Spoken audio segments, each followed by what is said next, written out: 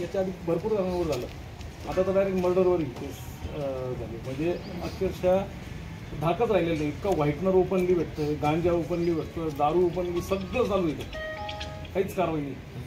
मग हा जो व्यक्ती आहे, हा गेला, हा अक्षरशः म्हणजे याच्यावर त्याचं कुटुंब होतं, त्याचे लहान लहान निरागस पोरं आहेत, लहान मुलगी आहे, मुलगा कुठे ती, हे इकडे का गौरी गौरी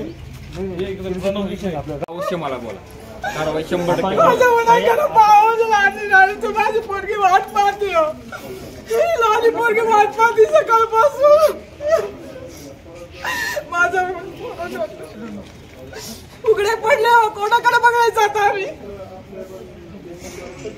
आश्वासन आम्हाला त्याच्यावर कारवाई झालेली पाहिजे. नक्की कारवाई करेल. एक पकडलाय तर उद्यापर्यंत दुसरा पण आपल्याला एक आरोपी आपण मला कडक झालेली शिक्षा पाहिजे. असे लोक काय कामाचे, काय चूक होते. अवश्य कारवाई करेल. आपण योग्य तपास करून व्यवस्थित चर्चा करून त्यांना शिक्षाच लागेल याची काळजी. 2 जवान म्हणजे 35-40 वर्षाचे मुलं आहे, त्यांचं निगरूनपणे हत्या झाली.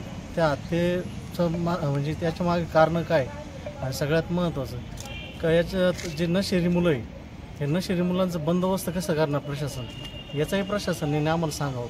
आणि जे आरोपी पकडलेले यांना शिक्षा कायद्याची ती कठोरात कठोर व्हायला पाहिजे. जर असं काही झालं नाही तर महाराष्ट्र नवनिर्माण सेना येणाऱ्या 8 दिवसात मोठं आंदोलन उभं करू आणि प्रशासनाला याची जागा दाखवून देऊ.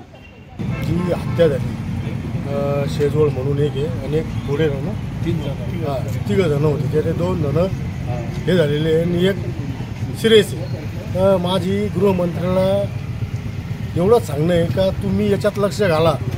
हे बीड आहे ना, बीडचा प्रकार इथं होऊन देऊ नका. जर असा काही प्रकार जर झाला तर याला जबाबदार गृहमंत्री राहतील, आम्ही आताच सांगतो. कारण सध्या शिर्डीमध्ये व्हाईटनर, ती कुत्ता गोळी आणि गांजा याचे सरास चालू राहतात तिथं. ते लवकरात लवकर बंद करावे, नाहीतर महाराष्ट्र नवनिर्माण सेनेच्या वतीने तीव्र स्वरूपाचं आंदोलन छेडण्यात येणार आहे.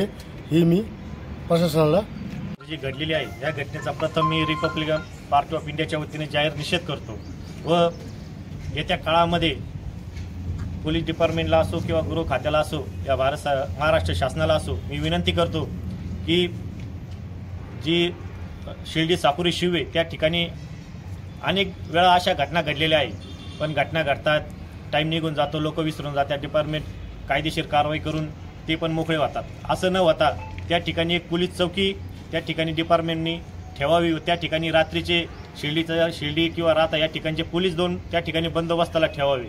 व मी साईबाबा संस्थांच्या संस्थांना विनंती करतो की या कुटुंबाची जबाबदारी घेऊन या मुलाचं शिक्षण व त्यांच्या परिवाराचा उदरनिर्वाह कसा होईल याकडे संस्थांनी लक्ष द्यावे व महाराष्ट्र शासनाने या कुटुंबाला काहीतरी हातभार लावा हीच मी या ठिकाणी विनंती करतो. व लवकरात लवकर जो एक आरोपी राहिलेला आहे तो जर सापडला नाही तर मनसे व रिपब्लिकन पार्टी ऑफ इंडिया रस्त्यावर उतरून मोठं आंदोलन या ठिकाणी छेडीन याची दक्षता शासनाने घ्यावी हीच या ठिकाणी विनंती करतो. व त्यातले 2 जण आरोपी निष्पन्न झालेले आहेत.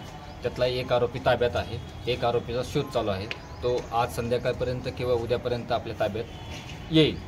त्याप्रमाणे त्यांच्यावर जे जुने गुन्हे आहेत, जुने गुन्हे त्यांच्या रेकॉर्डवरले आरोपी आहेत ते, आणि रेकॉर्डला आरोपी असल्यामुळे त्यांच्यावर आपण म्हणल्यासारखे आपण त्यांच्यावर प्रतिबंधक कारवाई स्ट्रॉंग चांगल्यातल्या चांगली प्रतिबंधक कारवाई आपण करणार आहोत. त्याच्यावर ते काय इथून पुढे काय ते बाहेर सुटणार नाहीत याची आम्ही दक्षता घेऊ. त्यानंतर एक तुमची मागणी आहे बाबा ते साकुरीला, तर माझी गाडी दररोज जाते, तरी अजून ज्यावेळेस आपले 8-12 किंवा 12-4 जे लोक सुटतात, ज्या टायमाला जे संस्थांची लोक किंवा कर्मचारी सुटतील त्या टायमाला माझी गाडी तिथं कंटिन्यू पेट्रोलिंगमध्ये राहील.